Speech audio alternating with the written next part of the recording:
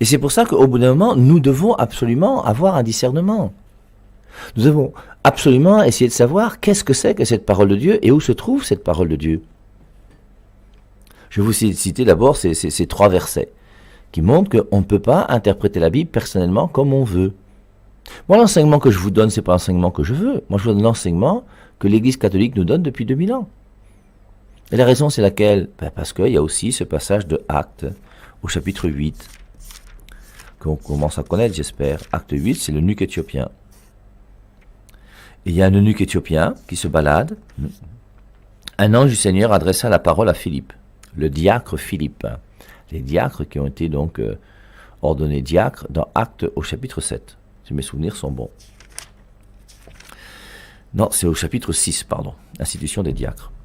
Un ange du Seigneur adressa la parole à Philippe. Lève-toi et va du côté du Midi, sur le chemin qui descend de Jérusalem à Gaza, celui qui est désert. Il se leva et partit. Et voici un Éthiopien, un eunuque, haut fonctionnaire de Candace, reine d'Éthiopie, et le surintendant de tous ses trésors, était venu à Jérusalem pour adorer, et il s'en retournait assis sur son char, en lisant le prophète Isaïe. Ah, quelqu'un qui aime la Bible, qui aime les Saintes Écritures. L'Esprit dit à Philippe, avance et rejoins ce char. Philippe accourut et entendit l'Éthiopien qui lisait le prophète Isaïe. Il lui dit, comprends-tu ce que tu lis? Voilà la grande question qu'il faut se poser. Père Hervé Marie, comprends-tu ce que tu lis quand tu lis la Bible? Pasteur de je ne sais pas quelle église, presbytérien, luthérien, évangélique, est-ce que tu comprends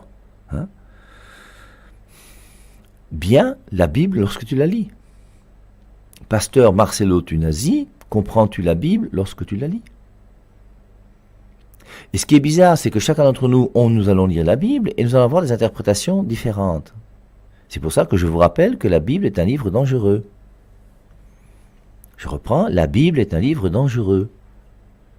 Tu laisses la Bible dans la main des Mbutuku, des personnes ignorantes et mal fermées, et ils font des églises dans lesquelles on vous dit le contraire de ce que Jésus-Christ veut.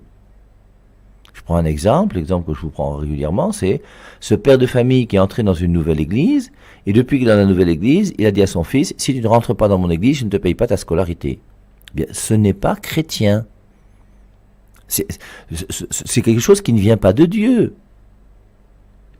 Cet homme et cette femme qui se sont séparés parce que le pasteur a dit que ton mari t'a mis un serpent dans le ventre. Et toi, madame, quand tu acceptes d'écouter un pasteur Mbutuku qui te dit des bêtises pareilles et que tu y crois et que tu quittes ton mari parce que tu penses que ton mari t'a envoyé un serpent, c'est pas ce qu'il y a de plus intelligent et c'est pas très chrétien.